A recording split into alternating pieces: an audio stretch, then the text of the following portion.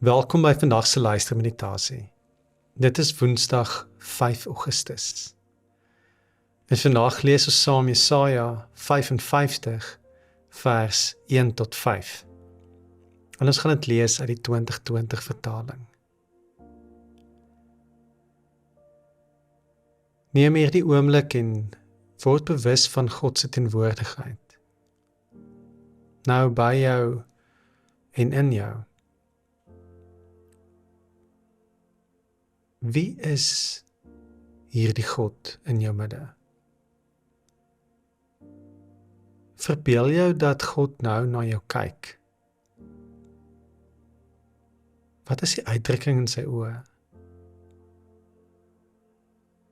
Wat dink jy voel hy terwyl hy na jou kyk?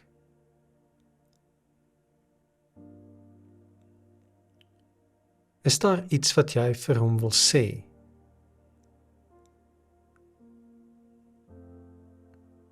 Is daar iets wat hy dalk vir jou wil sê?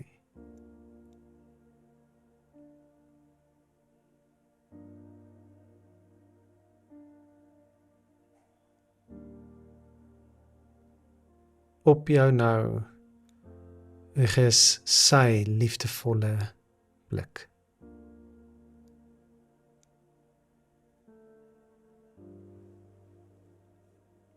Amen. Ek lees vir ons Jesaja 55 van vers 1. Kom almal wat dors is, kom na die water. En wie geen geld het nie, kom koop en eet. Kom koop sonder geld, sonder koste, wyn en melk. Waarom weeg julle silwer af vir wat nie brood is nie? En bestee julle moeitevolle arbeid aan wat nie versadig nie? As julle aandagtig na my luister, sal julle eet wat goed is. Sal julle aan ryk kos verlustig. Maak julle ore oop en kom na my toe. Luister, sodat julle kan leef. Ek wil met julle 'n ewige verbond sluit, getrou aan die bestendige liefde vir Dawid. Kyk, 'n getuie vir die volke het ek hom gemaak, 'n leier, iemand wat bevel voer oor die volke. Kyk, jy sal 'n nasie roep wat jy nie ken nie, en 'n nasie wat jou nie ken nie, sal na jou toe hardloop, terwille van die Here jou God, terwille van die Heilige van Israel, omdat hy jou verheerlik het. Ons lees net tot sover. Oor die algemeen is ek versigtig om te vinnig van die Ou Testament na die Nuwe Testament te spring. Maar wanneer dit by die boek Jesaja kom, is dit asof die sprong namens my gemaak word. Voor ek my kan kry, dan staan ek voor Jesus. Nou die boek Jesaja word dikwels die 5de evangelie genoem. Dis 'n besonderse bynaam wat so ver terugstrek tot by die vroeë kerkvaders. Die briljante kerkvader Hieronymus het gesê dat Jesaja nie so seer 'n profeet genoem moet word nie, maar eerder 'n evangelis. Omdat hy die geheimenisse van Christus en sy kerk so duidelik beskryf, dat dit meer soos geskiedenis klink as voorspelling of profesie. Hieronymus dink nie in moderne kategorieë van voorspelling teenoor vervulling nie.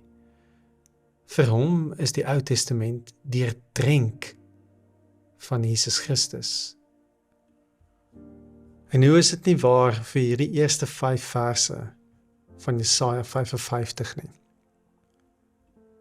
Die openingswoorde van hierdie gedeelte, kom almal wat dors het, kom na die waters. Dit echo in die Johannes Evangelie. In Johannes 4 bied Jesus homself as die lewende water aan die Samaritaanse vrou. In Johannes 6 hou hy homself voor as die brood van die lewe en wie na hom toe kom sal nooit honger kry nie. En in Johannes 7 sê Jesus, as iemand dors het, laat hy na my toe kom en drink. Ons lees verder dat Jesaja hier die verbeelding het van 'n ewige verbond wat gesluit word op grond van die bestendige genades wat God aan Dawid bewys het. En Paulus haal dit letterlik aan in Handelinge 13, wanneer hy preek oor die opstanding van Jesus. En dan sê hy dat hierdie opstanding aan die dood uit is juis God wat hierdie heilige en betroubare beloftes aan Dawid vervul het. In Openbaringe 1 vers 5 lees ons soos wat Jesaja oor Dawid skryf, dat Jesus is die betroubare getuie, die eersgeborene uit die dood en die heerser oor die konings van die aarde. Deur die woorde van Jesaja hoor ek Jesus vir my vra: waar weeg julle silwer af vir wat nie brood is nie, en bestee julle 'n moeitevolle arbeid aan wat nie versadig nie?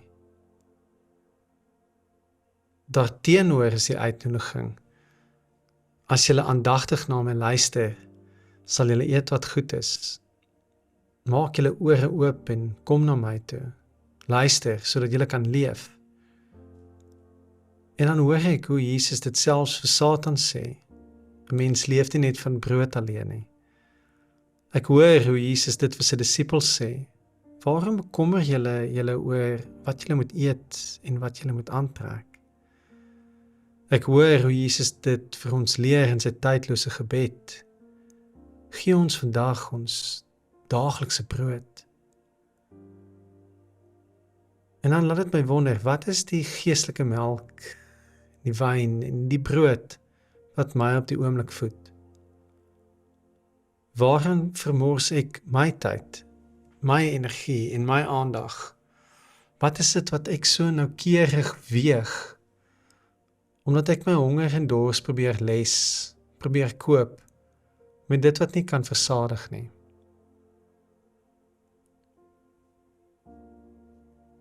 Een laaste gedagte. Wanneer 'n vars gebakte suurdeeg brood uit die oond kom, dan sproei 'n gesoute bakker dit met koue water.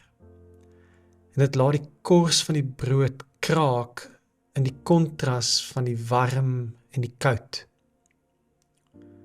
Dis die brood se loflied aan God, beweer sommige.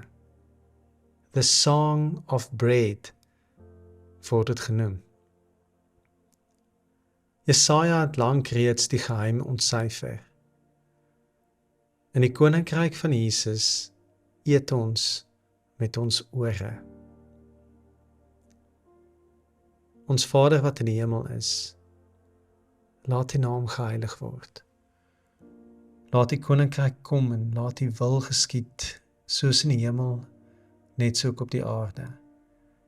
Gee ons vandag ons daaglikse brood en vergeef ons ons oortredings, soos ons ook die vergewe wat teen ons oortree. En laat kom ons nie in die versoeking nie, maar verlos ons van die bose, want aan U behoort die koninkryk en die krag en die heerlikheid tot in ewigheid. Amen.